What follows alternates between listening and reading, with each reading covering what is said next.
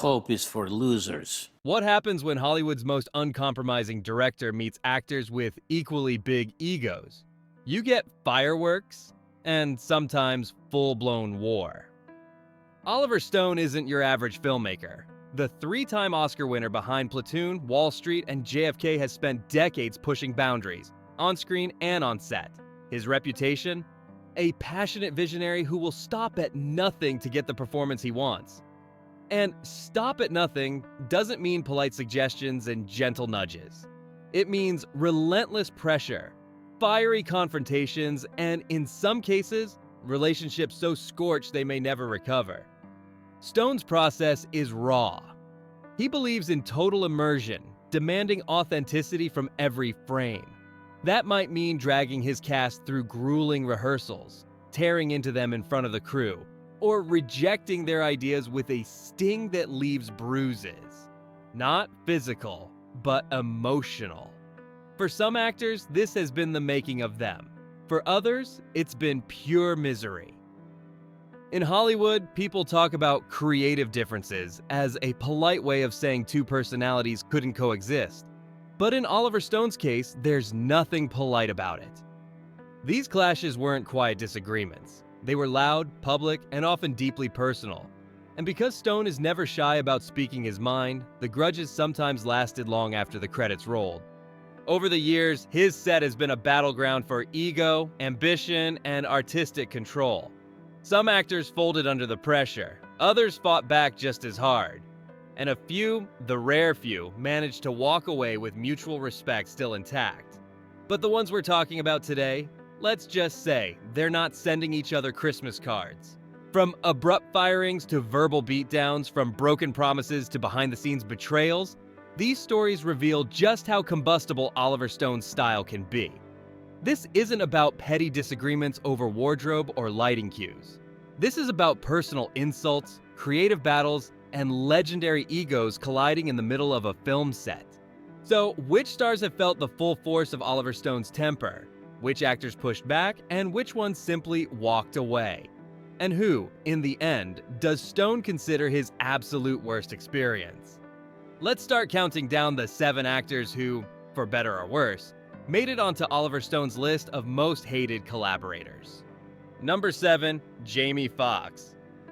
One-on-one, man on man, we do it together, all right? When a young Jamie Foxx walked into the audition room for Oliver Stone's Any Given Sunday, 1999, he wasn't yet the Oscar-winning superstar we know today. He was still best known as a comedian from In Living Color and The Jamie Foxx Show. Talented but unproven in the high-stakes world of serious dramatic film.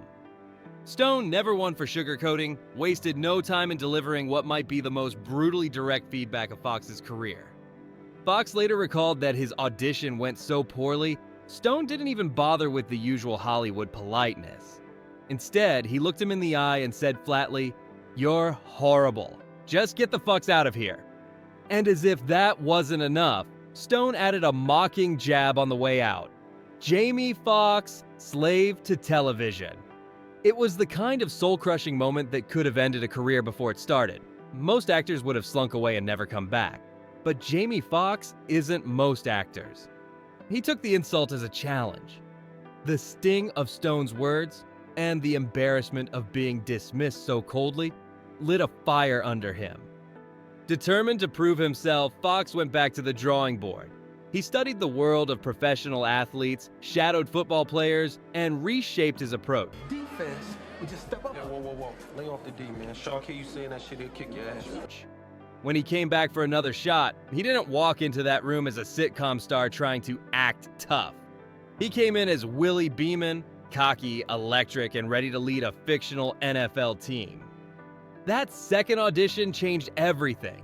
Stone saw something new in Foxx, not just an entertainer, but a man capable of carrying the film's swagger and grit.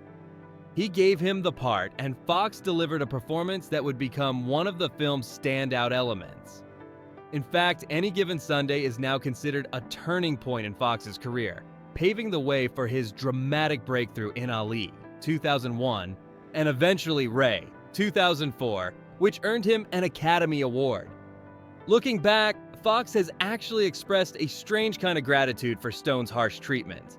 In interviews, he said that the experience built his toughness and forced him to elevate his game.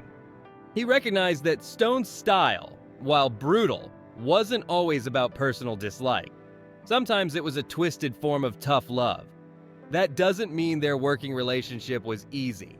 Fox has hinted that Stone remained demanding and unpredictable on set, pushing him and his co-stars to their limits. But in the end, the results spoke for themselves. Fox went from being the butt of Stone's cutting joke to proving he could go toe-to-toe with veterans like Al Pacino and Dennis Quaid. So why does Jamie Foxx land on this list? Because in Stone's world, even a relationship that ends in mutual respect can start with a moment of pure hostility. For Fox, that first encounter was a trial by fire. And for Stone, it was another reminder that he was willing to risk crushing someone's spirit if it meant getting the performance he wanted. Number 6, Robert Downey Jr. I'm alive for the first fucking time in my life. I'm alive! By the early 1990s, Robert Downey Jr. was already a known commodity in Hollywood. Young, charming, and capable of shifting between drama and comedy with ease. But when he signed on for Oliver Stone's 1994 satirical crime epic Natural Born Killers, he was stepping into one of the most chaotic, volatile productions of the decade. Stone's vision was a dark, violent, surreal commentary on media and celebrity culture. And there was very little room in it for Downey's trademark comedic improvisation. Downey played Wayne Gale, a flamboyant Australian TV journalist who becomes obsessed with the murderous couple at the heart of the film. The role was already broad by design, and Downey, being Downey, couldn't resist throwing in his own flourishes. During one take, he ad-libbed a crude, off-the-cuff line he thought would make the scene pop. But instead of a laugh, he got an explosion. Stone, who was monitoring the scene from behind the camera, slammed it to a halt. He stormed over to Downey and, in front of the crew, barked, "You're going too far, Robert. You're ruining my movie. Forget the dumb fupping idea. This isn't some slapstick bullshit." The outburst shocked the set. Downey, used to more collaborative directors who encouraged playful experimentation, was now face-to-face with Stone's zero-tolerance policy for tonal deviation. This was not a director who wanted happy accidents, especially not comedic ones, sneaking into his meticulously controlled vision. Downey later spoke about the incident with surprising calm. He didn't deny that the moment was tense, but he chalked it up to Stone's intensity and uncompromising style. "He's got his thing," Downey said in an interview years later. "He's passionate. He wants what he wants." There was no lingering personal grudge from Downey's side, but the clash highlighted a fundamental creative difference. Don't Mickey Miller always leave somebody alive to tell the tale? Downey thrived on spontaneity, while Stone viewed spontaneity as a potential threat to the tone he'd spent years constructing. What makes this story interesting is that Natural Born Killers is anything but restrained. It's a visually anarchic film with rapid cuts, wild camera moves, and a barrage of clashing styles. But for Stone, there was a method to the madness. Every frame, every beat, every bizarre stylistic choice had been carefully mapped out. The chaos was controlled. When Downey veered off script, he wasn't just improvising. He was undermining the architecture Stone had so carefully built. Still, their working relationship wasn't all fire and brimstone. Downey ultimately delivered a memorable, scene-stealing performance that perfectly embodied the grotesque charm Stone envisioned for Wayne Gale. And though the two men never became close collaborators afterward, there's a mutual recognition of talent. Stone has acknowledged that Downey brought an undeniable energy to the role, as long as it stayed within the boundaries he set. For Downey, the experience was a reminder that not every set operates like a playground. Some directors, like Stone, see themselves as generals in the middle of a war, and any deviation from the battle plan is met with swift, loud correction. Number 5, Charlie Sheen. I don't think I can keep this up for a year, Grandma. I think I've made a big mistake coming here. Charlie Sheen owes a huge part of his early career to Oliver Stone. Stone took a chance on the young actor in Platoon, 1986, giving him the role of Chris Taylor, the fresh-faced soldier who serves as the audience's moral anchor in the middle of Vietnam's chaos. The film became a cultural touchstone, won the Oscar for Best Picture, and turned Sheen into a household name. They teamed up again for Wall Street, 1987, another hit that cemented Sheen's place in Hollywood. On paper, it looked like the perfect actor-director partnership. In reality, it was built on friction. On Platoon, Stone's style was notoriously brutal. He ran the cast through a real military-style boot camp in the jungle, complete with physical drills, sleep deprivation, and constant verbal challenges. Sheen recalled a particularly intense moment during a stunt when he hesitated to remove protective gear for a shot. Stone didn't encourage him quietly. He went right for the jugular. "Are you a pussy? Are you a little pussy from Malibu?" he shouted, loud enough for everyone to hear. It was classic Stone. Provoke, insult, and push until the actor gave him the raw reaction he wanted. Sheen complied, ditching the padding and taking the fall. And the resulting scene crackles with authenticity. But it also left him with cuts, bruises, and a memory of being humiliated into a performance. The friction didn't stop there. 2 years later, Sheen believed his loyalty and hard work with Stone would earn him the lead role in Born on the 4th of July, 1989. Stone had told him as much in early conversations, making Sheen feel like the part was essentially his. But then came the gut punch. Sheen found out through industry gossip that Tom Cruise had been cast instead. There was no call from Stone, no explanation, just the news that his big chance had gone to someone else. Sheen was deeply hurt. "I wouldn't have cared if Oliver had called me personally based on what we'd been through," he said years later. But to hear it secondhand, that's what stung. For Sheen, it wasn't just a lost role. It felt like a betrayal from a mentor. That breach of trust was harder to swallow than any insult hurled on set. Stone, for his part, has never publicly addressed the casting switch in detail. Industry speculation suggests he wanted a bigger box office draw, and Cruise's star was rapidly ascending at the time. Still, for Sheen, it was the breaking point in a relationship already marked by Stone's aggressive style.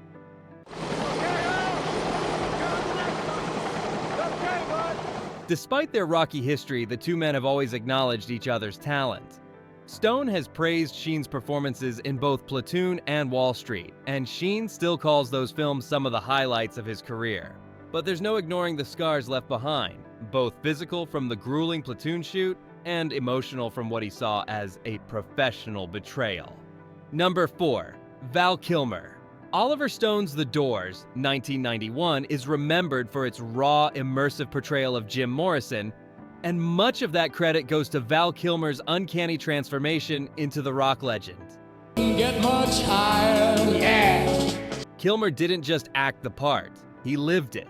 He learned over 50 of Morrison's songs, mimicked his speech patterns, and carried Morrison's swagger on and off the set. But with two intense personalities colliding in the pressure cooker of a demanding shoot, the collaboration was bound to get turbulent.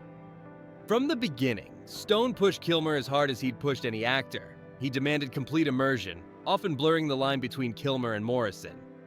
Crew members recalled that Kilmer would stay in character for days at a time, ignoring people unless they addressed him as Jim. At first, Stone encouraged this. It matched his vision of an all-consuming performance. But as production dragged on, that method acting collided with Stone's own fiercely controlling style. Disagreements flared over everything from Morrison's portrayal to on-set behavior. Kilmer, known for his own perfectionism and stubbornness, wasn't afraid to challenge Stone's directions. According to those on set, heated exchanges became routine. Kilmer wanted to explore certain improvisations.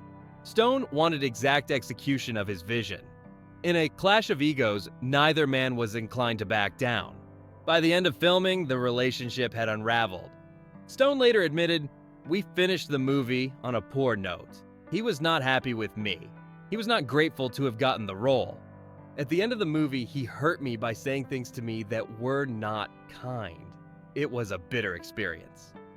In Stone's telling, Kilmer essentially said, "Goodbye. Go to hell," as they wrapped. For a director who prided himself on bonding with actors through the struggle, the cold parting stung. The bitterness wasn't one-sided. Kilmer reportedly felt that Stone failed to appreciate the extreme dedication he brought to the part, dismissing his efforts rather than acknowledging them. For an actor who had poured so much into embodying Morrison, that lack of recognition cut deep. The result was years of silence between the two. It wasn't until more than a decade later, when Stone cast Kilmer in Alexander, 2004, that they cautiously reconnected. By then, time had dulled some of the animosity, but the memory of the door shoot lingered. Kilmer, in interviews, still described it as one of his most intense and draining experiences, while Stone continued to hint that their working relationship had been far from harmonious. Yet, for all the acrimony, The Doors stands as one of the defining performances of Kilmer's career, and Stone has acknowledged as much. The film captures Morrison's chaotic energy and self-destructive charisma with startling authenticity, and that's due in large part to Kilmer's total immersion, even if that same commitment helped drive the wedge between actor and director. Number 3, Sean Young. You think I'm a replicant, don't you? Few Hollywood stories about Oliver Stone's temperament are as infamous as his feud with Sean Young on Wall Street, 1987. Young, already known for her striking looks and breakout roles in films like Blade Runner, was cast in a relatively small part as the wife of Michael Douglas's character, Gordon Gekko. But behind the scenes, her presence on set became a lightning rod for tension, and eventually one of the most public actor-director clashes of Stone's career. From the start, Young seemed restless in her supporting role. She reportedly lobbied hard to replace Daryl Hannah as the film's female lead, openly telling crew members she believed she'd be better suited for the part. Such moves didn't endear her to either Hannah or Stone. Compounding matters, Young's straightforward and often blunt personality clashed with Stone's equally forceful demeanor. The atmosphere quickly turned volatile. The breaking point came during a scene when Young challenged one of Stone's creative decisions. Rather than debate the point, Stone abruptly ended the discussion and her involvement in the film. "You're right, you're fired," Young recalled him saying in what she described as a shockingly sudden dismissal. With no further conversation, she was told to pack her things.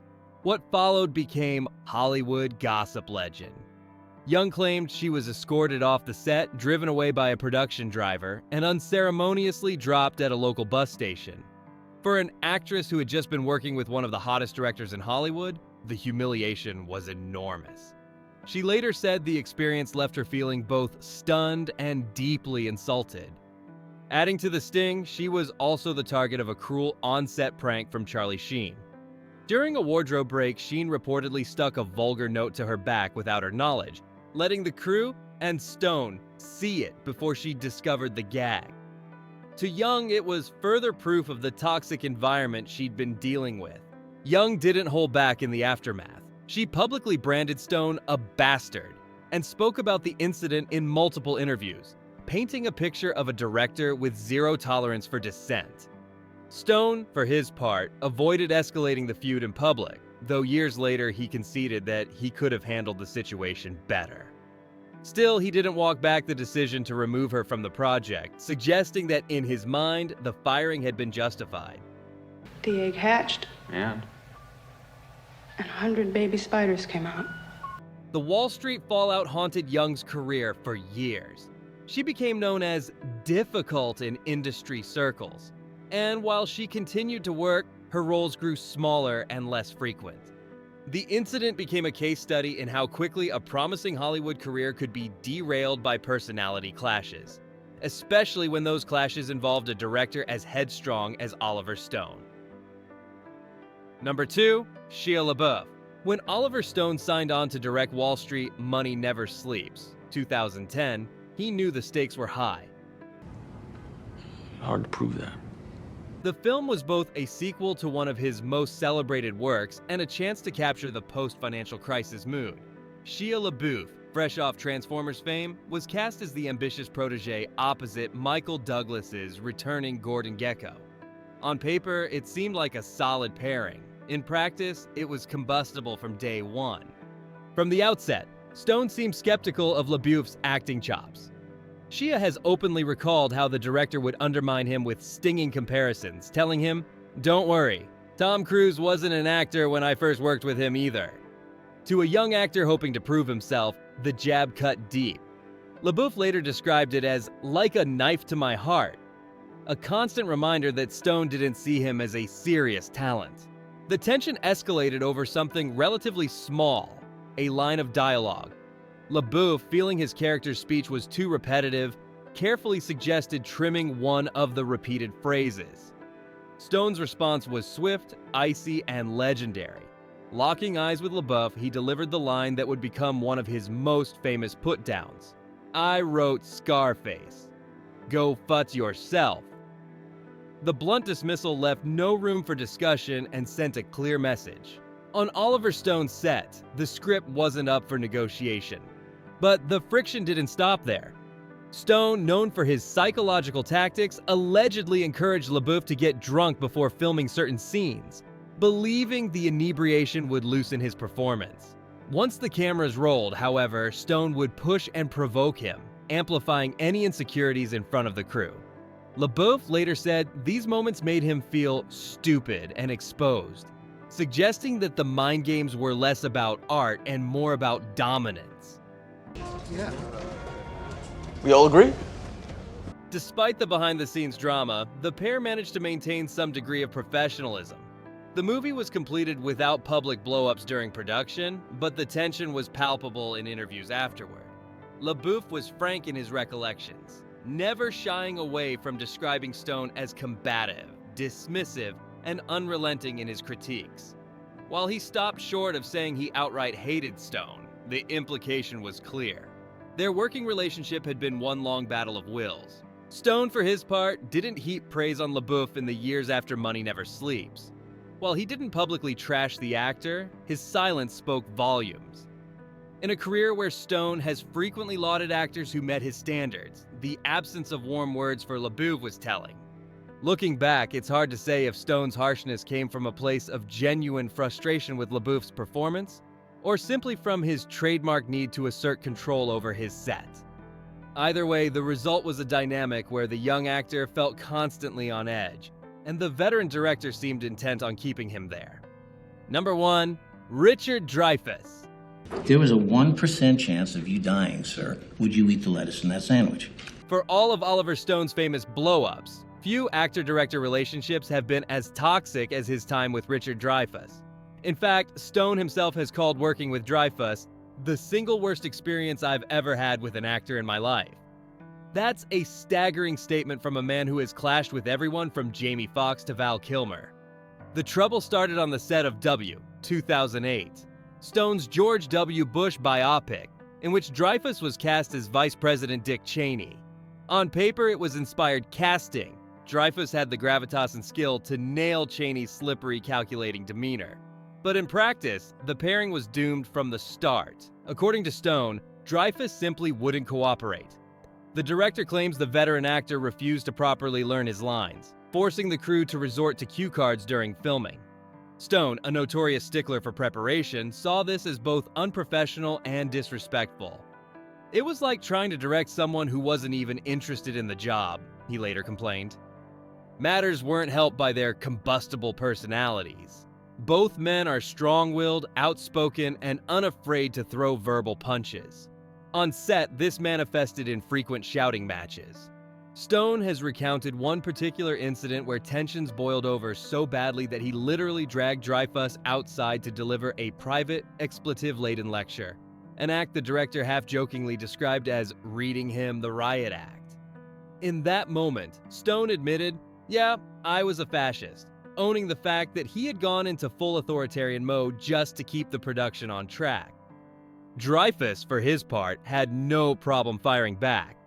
In interviews, he openly blasted Stone's demeanor, saying, "Imagine working for Sean Hannity. You can be a fascist even when you're on the left." It was a loaded insult, like comparing the left-leaning Stone to a right-wing pundit, and underscored just how much he bristled under the director's control. What's striking is that even after the film wrapped, the animosity didn't fade. Stone continued to single out Dreyfuss as his most difficult collaborator, while Dreyfuss showed no interest in mending fences. There is no exit. The two never worked together again, and given the way they've spoken about each other, it's safe to say they never will. In the final cut of W, Dreyfuss's performance as Cheney is undeniably convincing. Proof that talent can shine even amid chaos. But behind the scenes, the working relationship was pure misery. For Stone, the experience became the benchmark against which all future actor conflicts would be measured. For Dreyfuss, it was just another chapter in a long career of refusing to bend to authority, no matter how celebrated the director. Oliver Stone's career is a testament to the power and the peril of uncompromising vision. His films have won Oscars, sparked political debates, and carved their place in cinematic history. But behind the camera, that same fire has often scorched the people standing closest to it. From young upstarts like Jamie Foxx and Shia LaBeouf to established stars like Val Kilmer and Richard Dreyfuss, Stone's unfiltered approach has left a trail of bruised egos and burned bridges. Sometimes his intensity has been a crucible, forging performances that might never have existed without the pressure. Other times, it's been a wrecking ball, demolishing relationships beyond repair. Yet, for all the shouting matches and walk-offs, there's no denying the results. Stone chases authenticity with the relentlessness of a man who refuses to settle, and he's willing to fight for it, even if it means fighting you. Love him or loathe him, Oliver Stone remains one of Hollywood's last true firebrands. And maybe that's the real story. Greatness in art often comes wrapped in chaos, and Stone's career proves that some legacies are built not in spite of the battles, but because of them.